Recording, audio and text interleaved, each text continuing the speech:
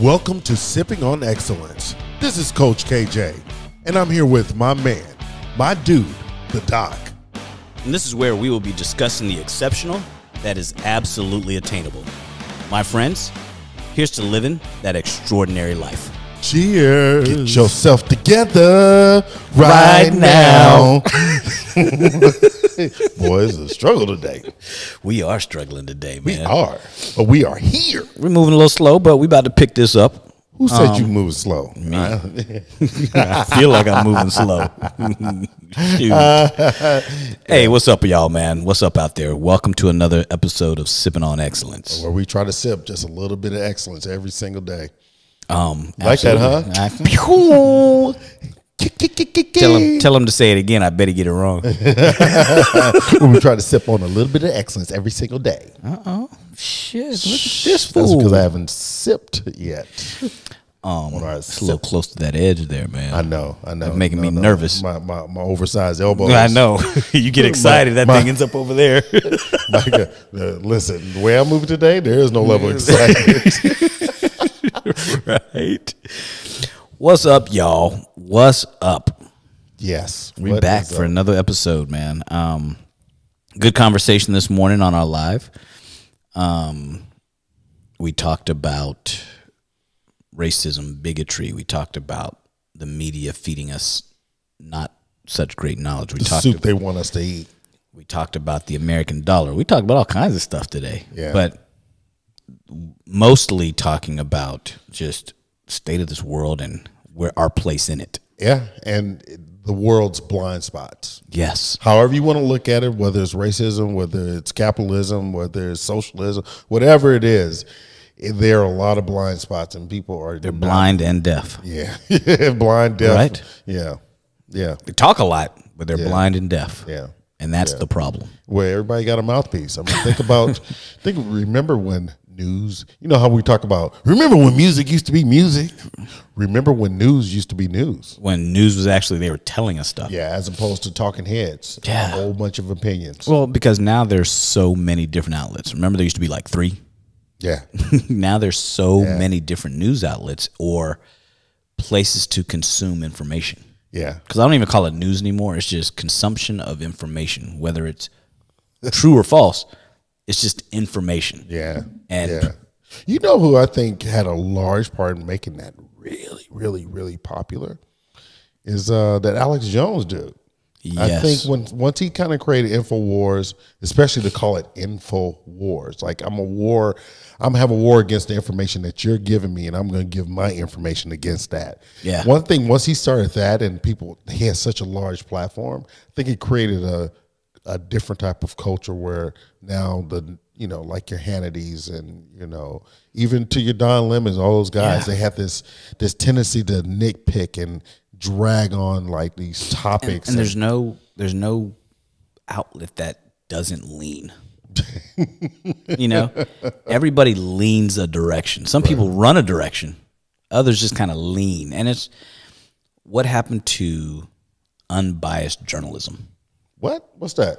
Exactly. I can't remember the last time I heard some, unless you watch PBS. Yeah, it's just what happened to just, you know what? I'm going to report, I'm going to ask questions and let you answer. You know what was funny about that? I think one of the most interesting things that happened during the course of the last couple of years, nobody really talked about. When Donna Brazier went over to Fox and had her own show. But nobody watched it. She's a high-ranking Democrat. Exactly. Right. She's just tried to open up the platform on the other side. She lives Wasn't fearlessly. she the head of the DNC for a while? I believe the so. Democrat National Convention. I think so. Yeah. But yeah, it's crazy how we consume, and we talk about this every week. How we consume information, and you only got 30 seconds of somebody's attention span before they're on to something else. Do you think that lack of ability to pay attention comes from the fact that we now have access to information so quickly? Oh, 100%. Like how we talked about, remember last week we talked to, the last podcast we talked about the dating game, how people are swiping left and right. So they're just getting their information so quick, and they base their judgment, their opinions on that 30 that 3-second clip of whatever it is.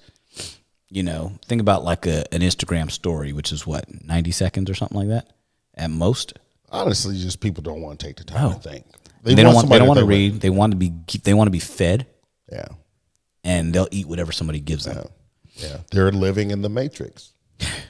Yeah. People hate hearing that term, but it's the truth. I mean, that story was written for a reason. Yeah. It was written, you know, even though it was a stolen story, but we won't talk about that. You're not gonna go there. That's a whole other can of worms. Yeah, the third eye, right? But yeah, the idea that the world that we live in is the world that was given to us. Yeah. So we're not living in it; we're given the world that we're allowed to move around as others see fit. Yeah, this is 1984, bro. We're 40 years later, but it's 1984. Yeah. The book was written what, late 60s, I want to say. But yet, are we progressing? I digress. Sorry. I digress. We're progressing, but I digress. Right, Coach, man. Right. Before we get into the meat of the issues today, man, let's talk about you in this week, man. What have you learned about yourself this week? Man, I learned anything new? I mean, it's nothing new, but at the same time, it never gets old. It's learning how to just manage your own shit. Yeah, you know, manage your own feelings. People are going to come to you with their own thoughts and feelings, and you know, the charts change and the pictures look different every time you look at it. But guess what? Yeah. You only got control of one person. That is you. For and sure. How you take that in and what you're going to do with it. If it's negative, why don't you find that one piece of joy or one piece of, even it's something you don't want to hear, what can you gain out of that? How can I move forward with this? Yeah. And so I can keep winning versus sitting and spewing in that BS and like, bah, she said, he said, I can't believe. You know, that shit gets old, man. Yeah. It gets exhausting. And guess what? You ain't winning and they ain't winning. I feel you, man. I definitely feel you. How about yourself? And you, what was your gain for the week outside of the fact this is your last yeah. Your last hoorah. My last hoorah. People are like, what is he doing? We'll just call it that. We'll just call it that. I think one of the things that I got another realization of is that as much as I am treated like the man when I'm in my element, say in the operating room, or how people sort of are working around me for the patient, and I'm held at a certain regard. Mm-hmm. I had a couple instances this week in my element where I was reminded of the fact that I'm still just a black man. You know, and it taught me that no matter what, I am still that guy. Mm-hmm. You know, and thank you for the reminder, because to me, it's not an insult. It made me realize that I continue to shock people, which is great. Because I continue to shock people means that there's nothing wrong with me. That means there's something wrong with you, and you're learning something about yourself because I'm teaching you that something's wrong with you. So in essence, you had a little pep of self-management yourself. For sure. we had the same thing, just in different ways. Yeah, you know. Yeah. And so that's what I came across, that, you know, another realization that no matter how far in life you get, people still will only see you a certain way. That's right. And you can't let how people view you affect you. Mm-hmm. Because that's their shit to deal with. You know, that ain't our shit to deal with. That's their shit to deal with. Because I can't control. Sorry, I make myself nervous. I can't control how they see us. No. So that's all. That's all I can say about that. As far as that's what made me happy this week. Oh, I got you. People thought I was angry. I'm not angry. No, I was chuckling about it. They're like, "How can you laugh?" Because it's funny on how people see us. and meaning you too. And as soon as you open your mouth, they're like, huh. Oh shit, he's smart. Well, think about right. And you lived in Atlanta as well. Yes. At some point, but I mean, I was in Atlanta for a while, and just to be in the workforce, to be even in gyms and really working in the southern region of Atlanta, outside of the 285. Right. You think about, I encountered a lot of what you talk about on a daily basis. Yeah. You articulate for black man. You ain't like the others. Oh, that was one of my favorites. I was like, it gets to one like, let me see how many I can keep track of. But here's the funny part. When I was growing up, used to hear you ain't like the others. As an adult, nobody's bold enough to say that, but they'll say shit like, you actually are articulate and intelligent. Yeah. And it's just. But that's also the difference between being in the South and in L.A. Yeah. People try to find a PC way to say I'm a bigot. Really? Yeah. Yeah. And it's just, and they may not, and on them, they may not even know. And that's the difference between being a bigot and being an absolute racist. Yeah. An absolute racist, they are trying to encourage others to form a union with them to go out and fight against. And you could have, you can have bigoted statements. Yes. And not be a racist. Yeah. You just are tone deaf. Yeah. I mean, George Jefferson. Archie Bunker. We are dating ourselves, y'all. Archie Bunker. Yeah. True. All in the Family. Y'all remember that?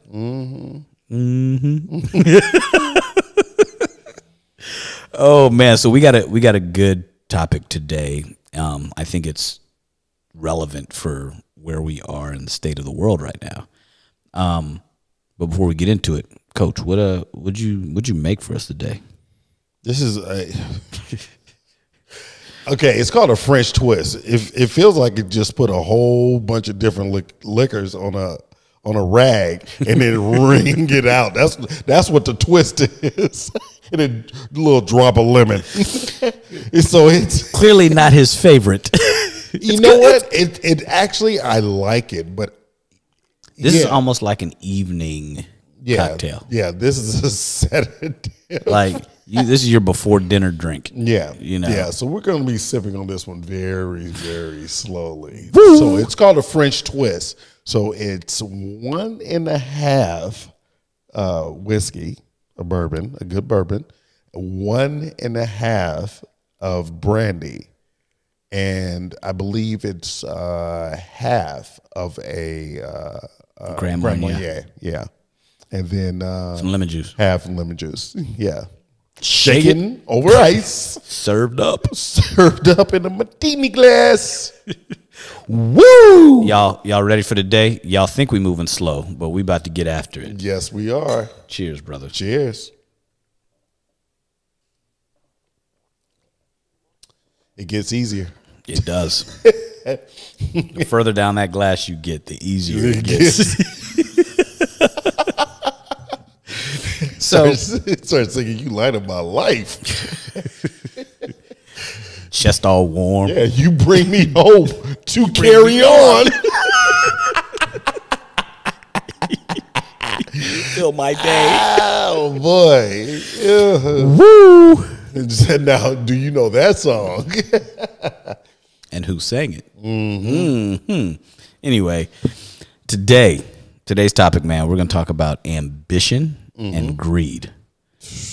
And you greedy motherfucker. Right? And the thing is, the reason why we want to talk about this, because I think people confuse the two.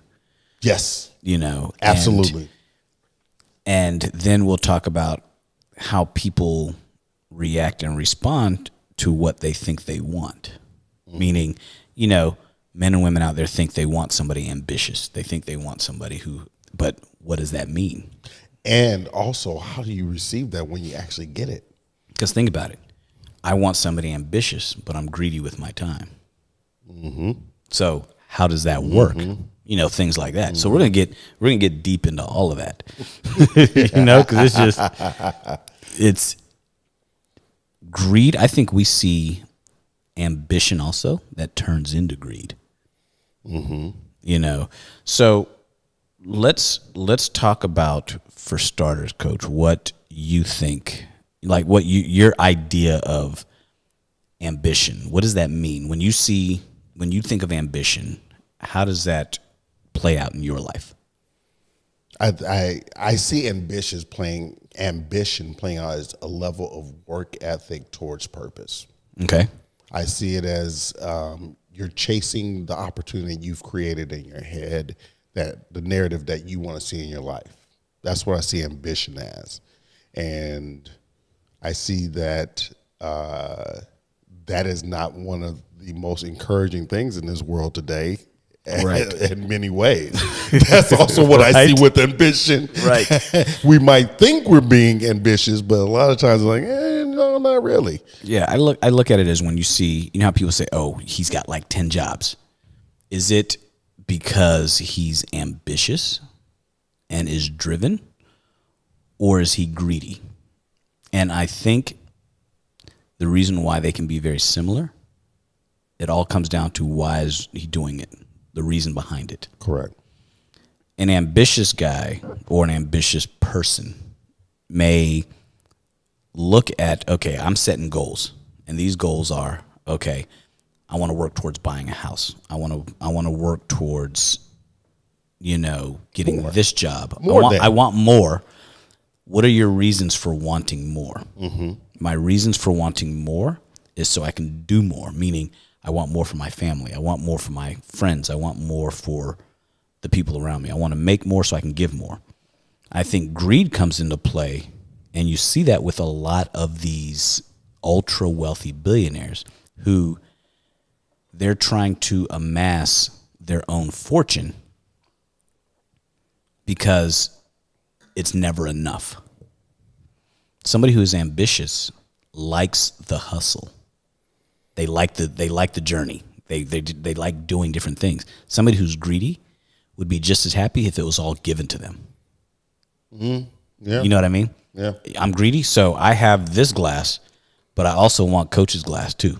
But yeah, that's just being absolutely fucking greedy. Yeah, and you right? can take my glass. No, I'm just playing. But seriously, that's but also, you know, does greed always have to take a negative stereotype behind it? Greed, I think, does. Okay. Because I think greed is very selfish, you know, and I think the positive side of greed is ambition. Okay. That's why I think comparing the two, one's positive, one's negative. I think you can't be ambitious and greedy. I think you're greedy, and so you work more to do things, or you're ambitious, and along with that ambition and drive, you end up obtaining things. Now, do you think greed can take a place of, let's say, for instance, I need to be more greedy with my time so I can work on my ambition? So I have to take some of this away. You're in a relationship. I have to take some of this time away from you in order for me to chase my ambition and to create the funnel for us to grow. I think in that sense you're giving less of your own time. Okay. But you're not I'm not taking your time for myself. Okay. I'm just giving you less of mine because I'm going to redirect. So, for example, if I normally give you $10 every day, and I say, you know what, go do with what you want with that $10. But all of a sudden I say, you know what, instead of me giving you $10, I'm going to give you $8 because I want to take 2 of these dollars to invest in my dream, which will eventually be better for both of us. That's ambition. Greed would be, instead of me giving you $10, I'm now going to take $5 from you. And I'm not going to do anything with it. I'm just going to keep it for me. And I'm only going to do it for things that'll benefit me that have nothing to do with you. That's how I look at ambition and greed. So with the time thing, yes, I'm going to be more selfish with my time, which means I'm going to give you less. That doesn't mean I'm being greedy with my time. Okay. I think that's where I was getting at. Yeah. The difference, and that's also a thing, separating the difference between being greedy and selfish. Yes. I think we all have to be a little bit selfish in order to preserve self. Yes. Yeah. Because we're always giving. You have nothing left for yourself. Your tank's empty at that point. Yeah. And I think the more selfish you become, it creates a space of being selfless. Because you have more free form.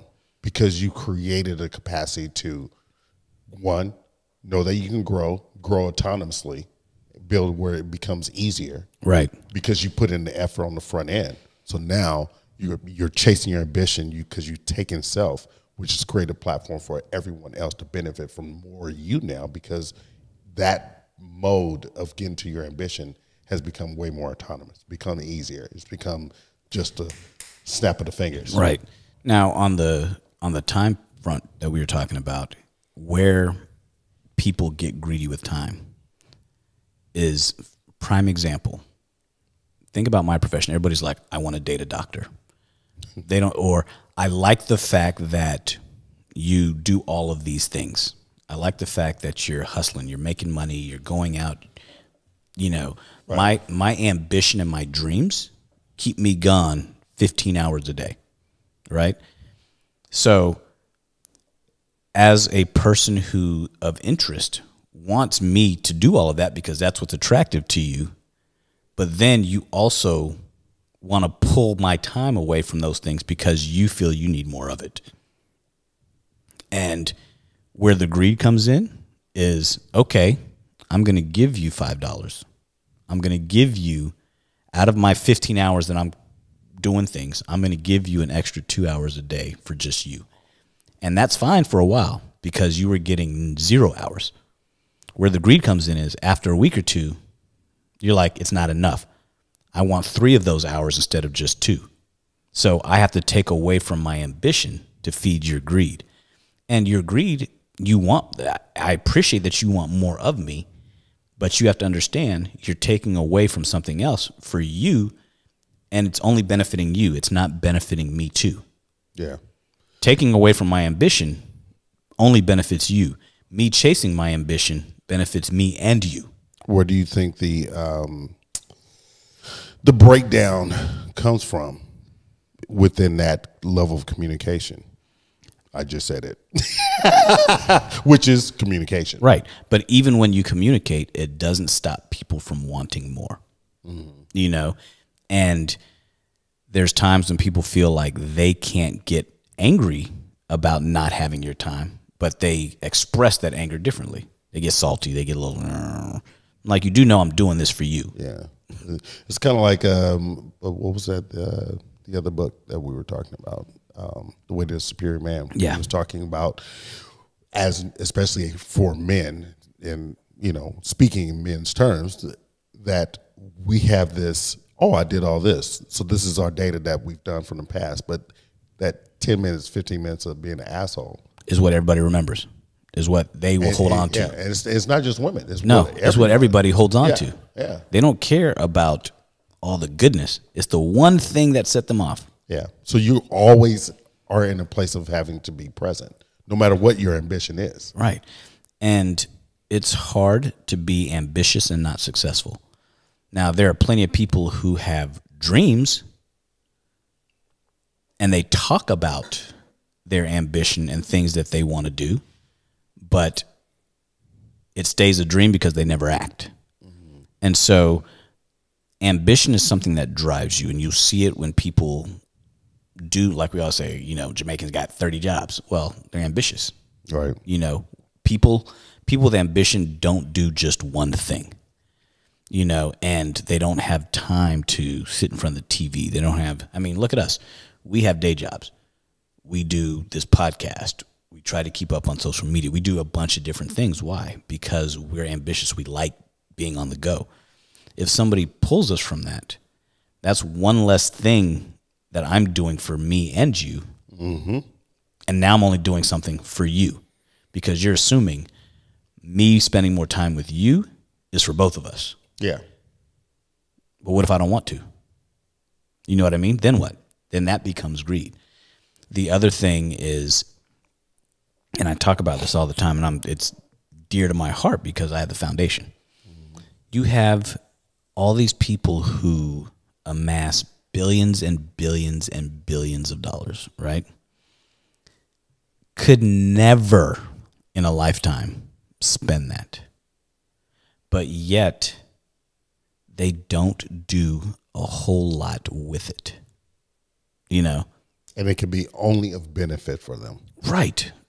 The thing is, and what people don't realize, if you set out with the goal of the more I make, the more good I can do, you will continuously make more and more. You'll amass way more. You'll make way more than you can spend or give away.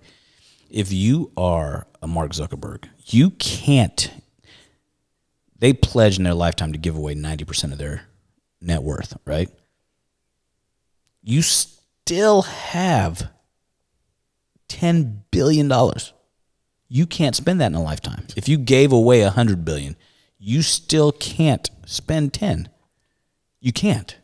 Which is crazy, because do you remember, like, what was it, the 90s, when you had the handful of billionaires that were in the United States? Yeah. The handful, like, so microcosm of. Dude, the internet changed it. Yeah, it did. That was the game changer. Technology changed it and made everybody a billionaire. Yeah. You know, but the poor of the poor are still the poor of the poor. Yeah. You know, it didn't change life for them. Yeah. And that wealth gap is still there, and it's all over the world. Yeah. But you go to, you know, and it's so amazing that people say, oh, well, he's just ambitious, and if you were ambitious, if you had the same drive, you could make that money. That's not true. That is just, it's a false. No, if everybody could be a billionaire, if they worked hard, there's plenty of people who work extremely hard every day, and they are just making ends meet. So you tell me what else gets you there besides hard work? You know, something had to give. Somebody opened a door for you. Somebody gave you a shot. Somebody did something for you. It's not just you pulled up your bootstraps and said, let's go. You know, it's just, that's just not how it works. No. You know, but yet people still think that I'm not greedy. Don't knock me for being a billionaire. I'm not knocking you for being a billionaire. Give me $1 billion and I promise you, it changes life. Yeah, definitely. And I'm not talking about mine. My lifestyle wouldn't change much. No. At all. But the life of people in the world? Yeah. I would definitely put out energy where I can increase the value of a lot. Think of the opportunities that could be created. Yeah. Yeah. And you know, I'm a big believer in not giving, but teaching how to fish. Teaching how to fish. Whatever can put me in a better position to teach more how to fish, how to not just survive, thrive. Because especially within our community, we grow up learning to survive. We grow up learning that we're never in position. Ambition. My ambition is to survive, to get by, and that's a day-to-day check-in. And sometimes I can't check in because I'm too busy forgetting about it because I have to keep working to survive. Yeah, I won't. You know? I won't buy you. I won't give you money for a computer. I'll give you a computer and say make money. Yeah, from the computer. If I give you money, like for example, people always say, "What would you do if you won the lottery?" If I won the $100 million, the $1 billion lottery, whatever. I was like, I'd give away 90%. But here's what I would do: I wouldn't give anybody a cent. What I would do, I would make people debt free. And I'm like, you're starting off with a clean slate. Now build. All right, Fight Club. You know, you seriously. Yeah. You know that's what happened. At the end of the movie, they blew up all the credit bureaus. So they blow up all the credit bureaus. Everybody in the world starts back at zero. Which is smart. You know, but my friends, family, I'm like, you know what? If I give you money and say pay your bills, you'll never do it. No. You'll go buy shit. Buy things. So, but if I say to create more bills. Right, because of greed. But if I say, you know what? I'm going to start you off debt free and then we go from there. That's me saying that's the best thing I could do for you. Yeah. I'm giving you opportunity. I'm giving you opportunity to start with a clean slate. Yeah. You know, and if I did all of that, I would still have $900 million. You know? So then what's next? Do I take it and my only job now is to make it grow? Or do I invest in people and watch it grow anyway? And then just keep reinvesting in more and more people. But I think people don't do that. And they're worried about growing their own portfolio. I got to invest. I got to buy properties. I got to do all this stuff. It's my plate. You know?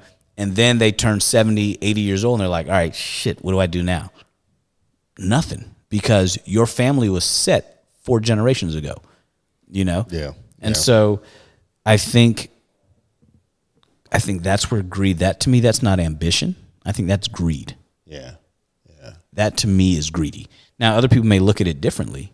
I like going to work every day. I like taking on new projects, not because I think it's going to make me money. I mean, this podcast eventually one day will it'll serve its purpose, but at the same time, we're having fun with it. We're having fun with it. We're enjoying this process, and we're providing information. It's more content. It's content for us, but it's also our context of our content too. We're in position to be able to deliver information to people, and hopefully they're able to make gain out of it, and hopefully it provides a level of ambition for them. Right, that's the whole goal.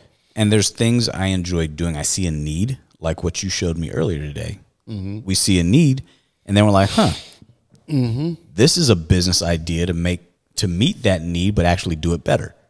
You know, we've had a couple of conversations like that, but that's, to me, that's ambition. Not once did we say, oh, this is a good one though. Yeah. You know, but I'm saying not once is that's not greed. That's just ambition. And we're like, oh, this is a good one. And shit, that might make us some money. It's repurposing. But we're taking it from a concept of this could help a lot of people, not this could make us a lot of money. And who cares about the people? No, this could help a lot of people. And then, oh shit. Yeah, because I thought about how it makes me feel. Right. You experiment and you're like, oh, okay, I get this. But what if? And it's like, oh, okay, cool. Yeah. And we just move forward from that. Don't you love the old innuendos all around it? Yeah, we'll tell you all about it one day. One day. But yeah, that's kind of how we approach ambition versus greed. I think greed does not lead to success. Ambition leads to success. 100%. I think greed holds you back. Because you're only counting what's in your hand. You're not counting what's outside of your hand. Correct. You know, and that's where if you ask somebody, what would you rather have? $1 million today or $10,000 a week for the next 5 years? Oof. I'll take the $10,000 a week for the next 5 years. I definitely would. Guaranteed. It's in a bank account over here, but you can only withdraw 10 grand a day. I mean, 10 grand a week. Oh, 100%. For the next 5 years. Or I give you $1 million now. No, I'm gonna take the 10 grand. Right. Next 5 years. Because first of all, that's 40 grand a month.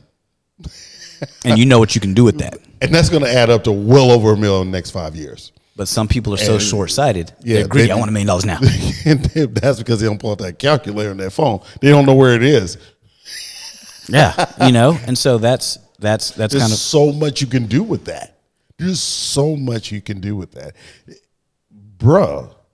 You could build so much. It's like all I see is absolute Legos. Think about because think about what you can do. Stacking up. Think about what you can do. You now have proven income, not a gift, that you can leverage for loans on properties, you know, business loans, all this stuff, because now you have a guaranteed income for the next 5 years of $500,000 a year. You know what I mean? Whereas somebody gives you $1 million today, government takes half, you now have that $500,000 today, you're going to go blow it. Because you're going to get greedy. You're going to think, I got a lot of money. I'm going to go do what I can do. Right. And then realize, shit, it's gone. So, but the difference is, now, you win the lottery. Are you taking a lump sum, or are you going to let them pay you out over? I'm taking a lump sum. I agreed. You know why? Because California could go broke. And they're going to take laws may change. They're going to take their cut. And they're going to take their cut anyway. Right. So guess take what? Take it and let me roll with it, because I know I can make it grow. Because guess what? Down the line, 3 years, 2 years, whatever, if you take it over the course of years, that can change what you're paying out. Yeah. You know, and so people might say, well, that's just greedy. No, that's smart. That's being in control of your own dollar. Yeah, exactly. And so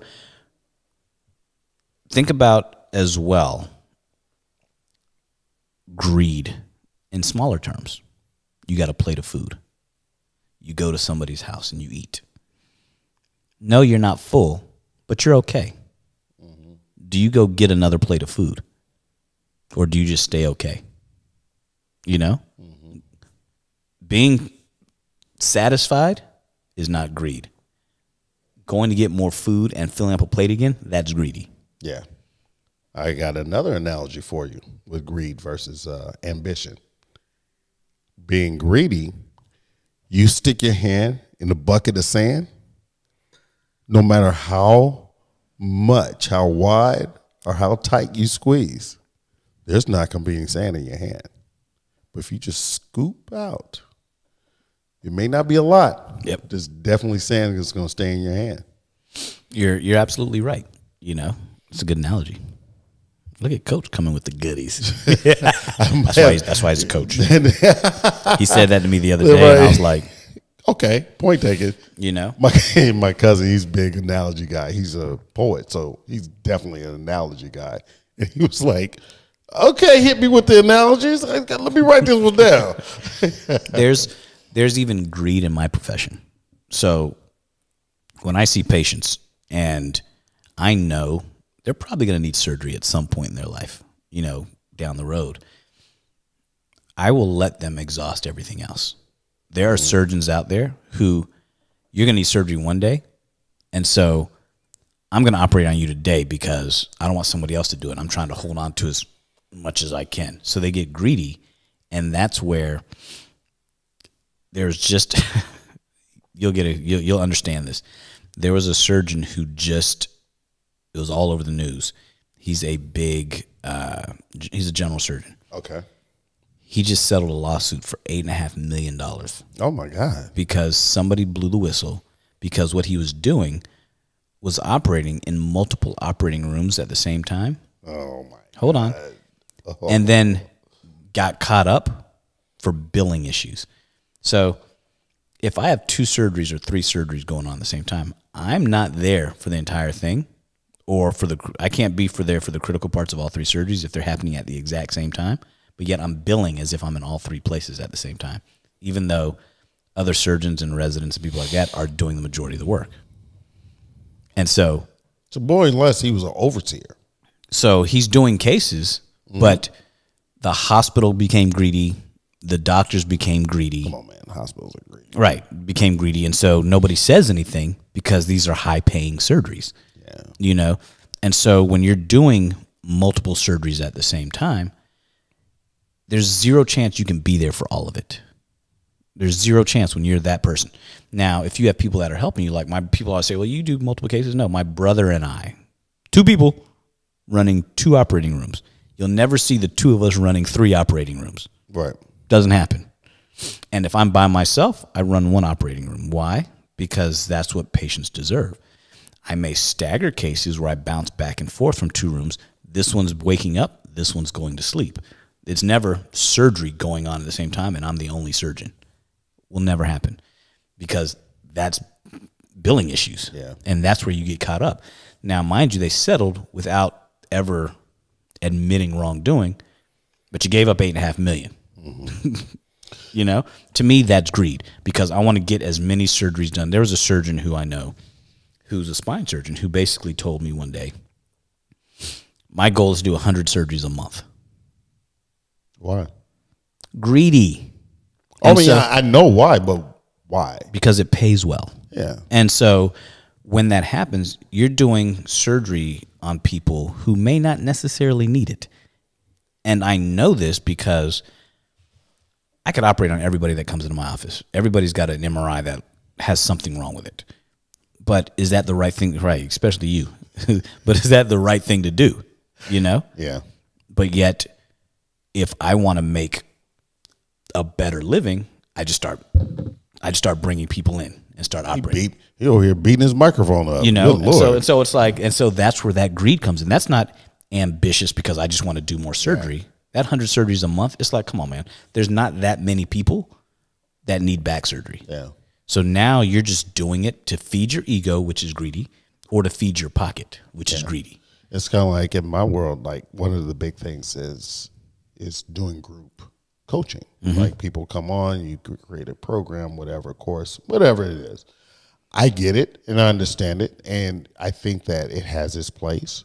But right now, for me, that feeds my spirit, is to take care of one person at a time. Being front of that person, giving them my full-on, wholehearted attention, love, compassion, teaching them about doing the same about their own selves and their lives. Now, there are people that do groups, but they're doing groups because they want to make more money, or they're doing groups because they want to facilitate to more people and make more lives change at one time. You got to figure out the two. Mostly it is to facilitate to make more money, of course, but also being able to create the right program that's going to be of service, like intentional. Yeah, I think that's sometimes, and I've seen it before, that's sometimes the wrong path, because not every, it's that becomes cookie cutter, and what happens is they can overlook. Let's say I'm coming back to the next meeting the following week, and then, I'm asking, so how was your week? Yeah. And then you don't have any information on me. It's still a very general basis. And then after a while, you're like, oh, dude, I'm lost in the shuffle. So you want people to feel appreciated. And I think sometimes the level of greed to create this wonderful course or wonderful whatever, I think it hurts more than helps. One thing I'll say is that I've never seen a broke, ambitious person. No. Like truly ambitious. And I'm not saying every ambitious person out there is a millionaire, but every person that has true ambition and drive eats every day. I've seen a lot of greedy people make a lot of money right now and are broke later. Why? Because they tried to grab it all right now. I'm just going to hoard it away and just try to make more for me. And then all of a sudden the bottom falls out, and now they're going around asking for help. And they're also left they're going to have to ask for help in different areas because they cut a lot of people deep along the way. Yep, they burn their bridges for sure. Seen that, dealt with that too. So a few times in my life. Right. And being greedy hurts people. It really hurts people. You talk about hurt people, my goodness. It's the truth, man. It's ambitious people don't step on people. No. They don't hurt people, they don't step on people. Greedy people do. But they do bring people in. So they're actually ambitious people incorporate more people. Yes. And they're doing it because they want to see, they're trying to reach a goal. Greedy people bring people in to feed their needs. They use people. That's the word I was looking for. That's the word I was looking for. Sharing versus using. Yes. And you're exactly right. They use people. Assistance versus abuse. And it's just, it's a shitty place to be in, but yet we see it all the time. And you see it in every walk of life. Every walk of life, especially out here. Yes. People in this city, are greedy as shit. Yeah. If you're west of the 110, you calling you greedy. There's a level of greed that exists. I'm not saying it exists everywhere, but you see it all around you. And like I was saying, there's nothing wrong with building your fortune. There's nothing wrong with wanting more. We all want more. That's what drives us. Yeah. That's what our goals are. Nobody strives for less. Right. You know what? I don't want to be number one. I want to be number 4. No, nobody. That's not how people work. Everybody wants to be at the top of their game, and they don't have to be the best, but they don't want just a participation trophy. Right.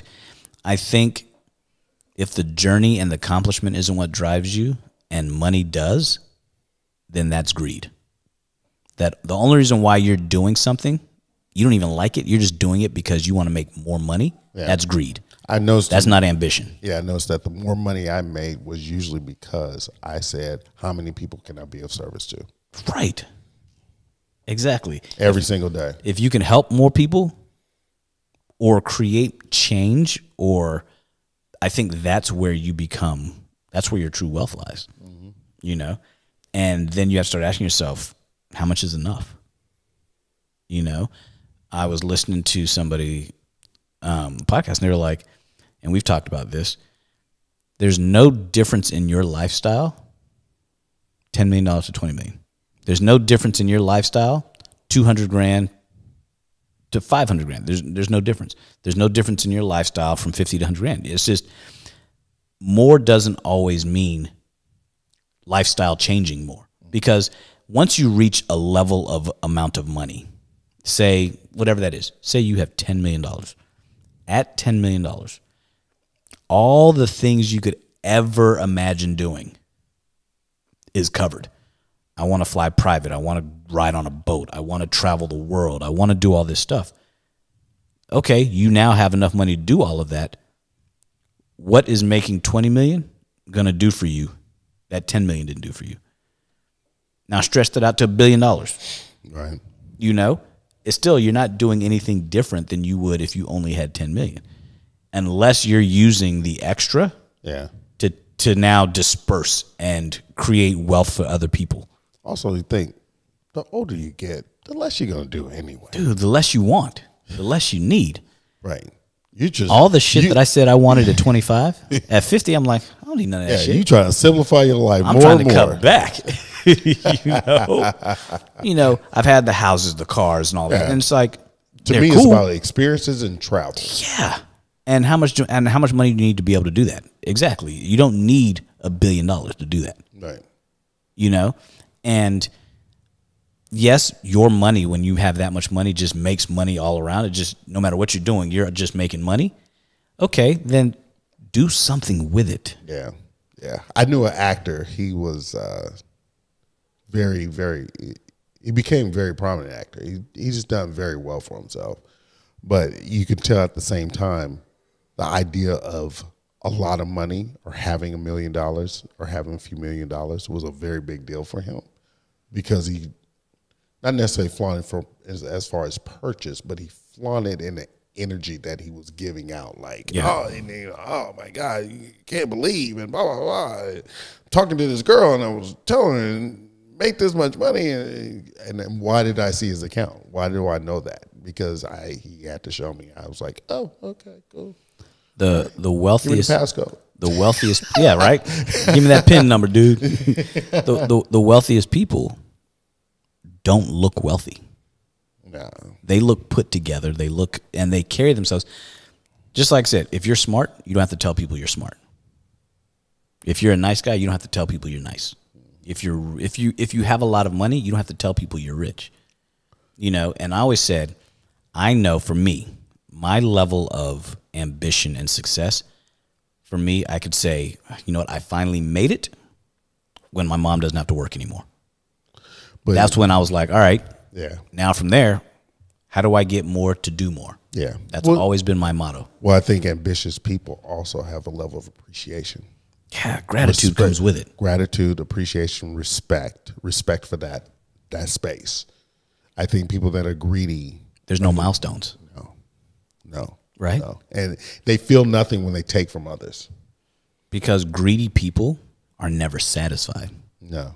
Ambitious They're people. insatiable. Ambitious people enjoy the journey, and they enjoy the steps. Like, okay, I reached this goal. All right, what's next? It's not being satisfied. I'm satisfied that I reached here, but now let me do something else. Yeah, because they know how to recreate that moment. Exactly. Greedy, they're interested in recreating the moment in a different way.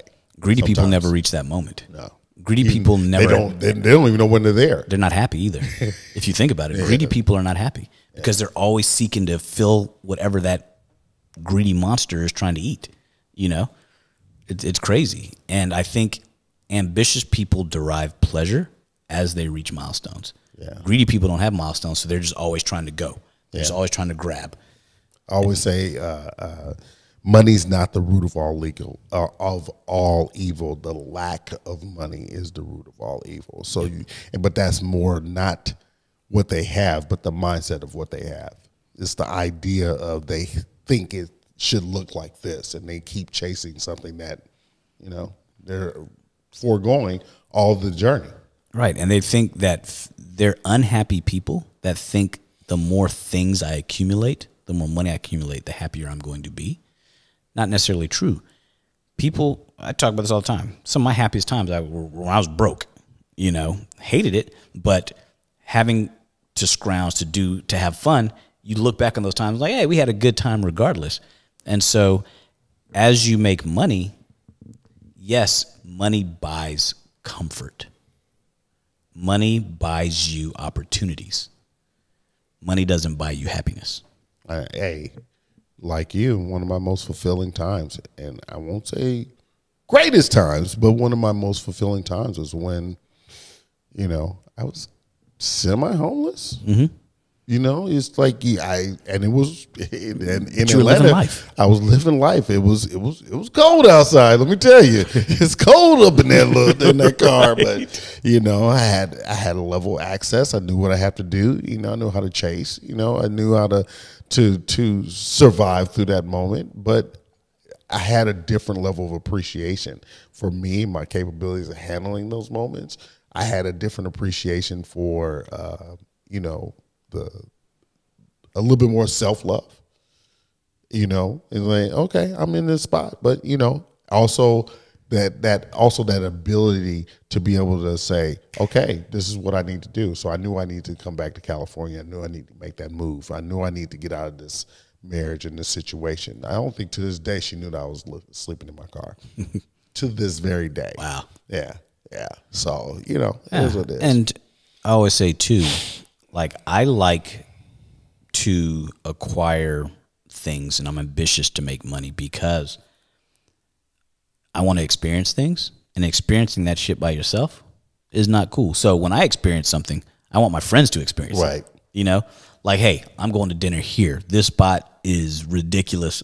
I'm taking you to dinner. Let's go. Not because, and I know there's certain people that are around me that are like, dude, I can't swing that. Well, I didn't ask you to swing that. I'm taking you because I want you to experience it like I do. Like I'm asking you to, I'm swinging for you. Right. I just need you to come along. Yeah. You know, because that shit's going to be way better than just me by myself. Yeah. You know, but I think greedy people are like, a greedy person, instead of saying, hey, man, I got you, come with me, will be like, hey, man, this is where I went. Yeah. You know, let me tell you how my night was. Let me tell you about this amazing meal I ate. Mm-hmm. That to me is greed. Yeah. But they'll also rub it in. Yeah. Oh, for sure. They'll put more energy and rub it in. Exactly. Than anything else. And they're showy with it. Yeah. Ambitious people don't talk about their hustle. Greedy people talk about what they have once they get it. Yeah. Yeah. That's all I got, man. Ambitious people write books. Yes. Right. Look out for ours coming soon. Because they create more opportunity for people. Yes. Yeah, and in creating opportunities for other people, they create more for themselves. Exactly. And we keep going back to that because I think the take-home message, we used to, in the beginning stages of the podcast, we used to always give you guys take-home thoughts. But I think now it's just morphed into, y'all get it. Yeah. The take-home thought today, though, is really understand that if you seek to do good by others and do more for others, you will always, always, always, always be successful. You will always be okay. Yeah. And I would say the big thing also is to know the difference between not just greed and ambition, but also selfish and selflessness. And they're not all the same. So make sure that you understand that. Yeah, it's okay to be selfish. Mm-hmm. It's almost necessary to be selfish to a certain extent. Yeah. It's called self-preservation. And like you said, selfless and selfishness kind of go hand in hand. Yeah. You got to be one in order to be able to do the other. Like example, when I train golfers, I teach them how to get stronger and more balanced in their body so they can let go. Okay. Because golf is about the swing is being able to have strength, but at the same time being able to just flow through the swing and let go. So you want your body to be able to absorb all that at the same time. It's like you have the power and the strength, but you have the ability to have control and autonomy with your body. And you're able to just enjoy versus having back pain. Right. But you know, I think it falls hand in hand. It's just another analogy. So it does, man. Dude, I like talking about conversations like this. I like having these conversations where it's not always high energy, but I think people don't understand where we come from most of the time. Yeah. They don't quite get it. Yeah. Because they were never taught, they never learned, they never heard it, and they were always avoiding this conversation. So we want you to have conversations. If you can't have a conversation with somebody, you can talk to us. Communicate. Reach out to us. Yeah. Text us, send us a message, call us, whatever. We're always here. I'm here. Seriously. Yeah. Coach KJ, where can they find you easily? Easily at Coach KJ Knows on Instagram. At Coach KJ Knows on Instagram. You can go to CoachKJ.com. And you will find me at Lionel Hunt on Instagram. You will also find me at HuntSpine.com. You will find us both at SOE_podcast and then at podcastsoe.com. We everywhere. And we out. Bye-bye.